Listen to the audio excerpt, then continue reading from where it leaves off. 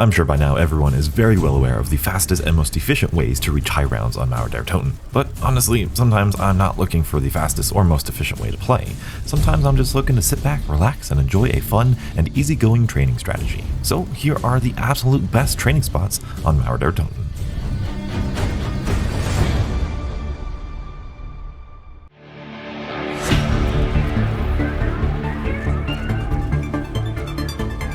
The first training spot is a simple circle at checkpoint Charlie right in front of the Pack-a-Punch. Personally, I found it easier to go clockwise, but you can go counterclockwise as well. This spot is tighter than many of the other spots available, but smaller circles have the advantage of packing zombies close together, thereby making ammo mods and equipment more effective at dealing damage to more enemies. Additionally, this spot has a ton of different ways to improvise and escape bad situations. On the two sides of the area, you have the hills that you can escape to, or if you want to be that much more efficient with your horde, bring them into the death strip and activate the traps. Not to mention, that area is exactly where the arsenal station is located in case you ever need to refill your armor mid-round. Not only that, but the Wonder Fizz machine and crafting table are super close by near the West Berlin streets. As for your loadout, since this is a smaller circle, having a light weapon like a pistol or SMG will ensure you are as agile as you need to be. Equipping Shatterblast in its current state is the best way to clear out an entire horde. However, adding Brain Rot in the mix will have a similar effect once Shatterblast is inevitably nerfed, as well as continuously killing a constant stream of enemies.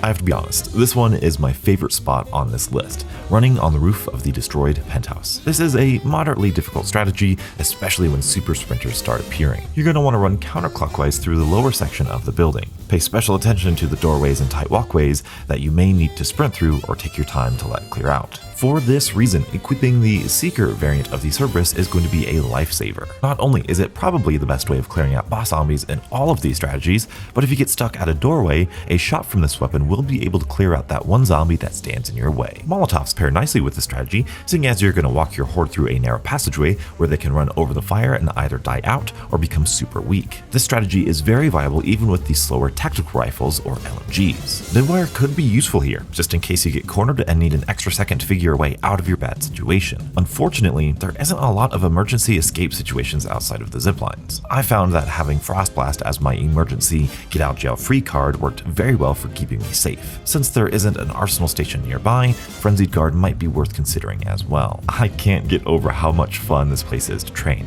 If you're looking for a place to practice your training skills and on-the-spot decision making, this is the absolute best place to do it.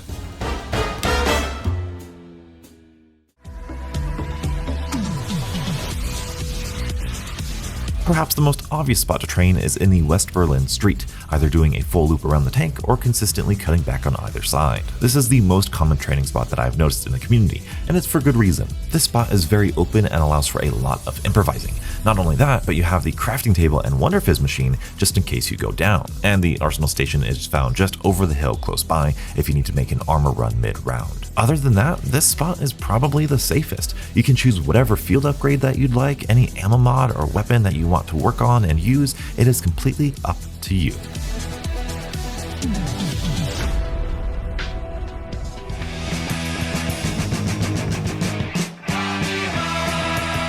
Another surprisingly fun spot is going to be found at spawn on the apartment rooftop.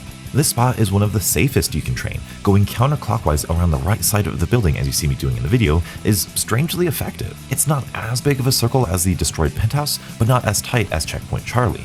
There is also plenty of room for improvising and being creative. As such, having Shatterblast or Brain Rot may not be the best option, although they are still effective.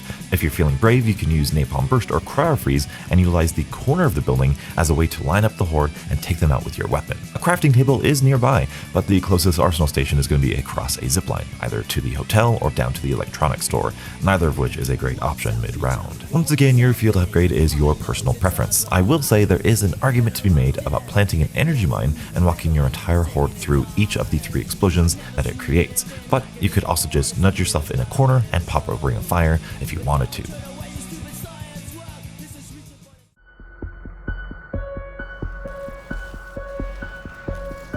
If you're looking for the most classic feeling training spot, this is going to be your spot. The sewer access area is tight, dangerous, and claustrophobic, and I absolutely love it. The best practice for the strategy is going to be entering the room from the power room and leaving the door to the train tracks closed. Luckily, the strategy is fairly fast and can get you through the high rounds at a good pace. The difficulty of this spot comes with the boss zombies. Whether it's manglers, the soldats, or disciples, they each can create a hectic and intense combat area. Be sure to have some way of taking out these enemies quickly. As I've said before, my preferred way of dealing with these enemies is the Seeker variant of the Cerberus. There is a spot that players like to go to and use a Ring of Fire. This can be very helpful in speeding up the rounds as well as dealing with the elite enemies as well. Although, you beautiful people know me, I just can't get enough of Frostblast at this point. Luckily, since this train is so close quarters and your horde will inevitably be tightly packed, it means that any piece of lethal equipment is going to be super effective. Not to mention energy mines or Shatterblast or Brain Rot is going to be the icing on the cake. This bot also has the advantage of having an arsenal station in the very room you are training in, so buying armor mid-round is not even an issue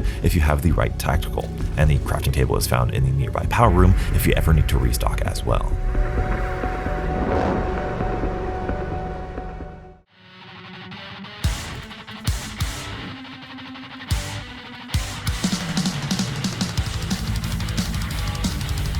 My last spot is a spot I was debating putting in the video at all. The secret lab has a relatively good amount of space to improvise in, but it can be very difficult and get overwhelming at a moment's notice. You're going to want to try and keep making figure 8s near the warhead and avoid running up to the Dark Aether portal. There aren't any good emergency escape areas since there is one and only one entrance to the room. Add to that, there is no arsenal station or crafting table anywhere in the room. Additionally, I have noticed that disciples love to hide in the upper staircase, making it more difficult to take them out. Outside of those downsides, I enjoy running in this room for the sheer spectacle of it. And since we're running a figure 8 train, these zombies are going to naturally bunch up close, which, as you know by now, means it's relatively easy to take care of a whole horde with one activation of Brain Rot, Shatterblast, or any of the lethal equipment. This strategy is one where I would seriously consider running Frenzied Guard, since running for armor mid-round is going to be a difficult task. But if you are a better zombie player than I am, which isn't saying much, there is a lot of creativity you can implement with the other field upgrades as well. Energy mines are good now, Frostblast is my favorite, and I'm sure you can find a way to make Ring of Fire work as well. Training is, by far, my favorite thing to do in all of zombies, and it brings so much joy to my heart that we have so many fun and viable training strategies on Mauer Der Toten. If you want to see me do this type of video on the other round-based maps, please let me know in the comments. Either way, be sure to check out these videos, and as always, stay beautiful.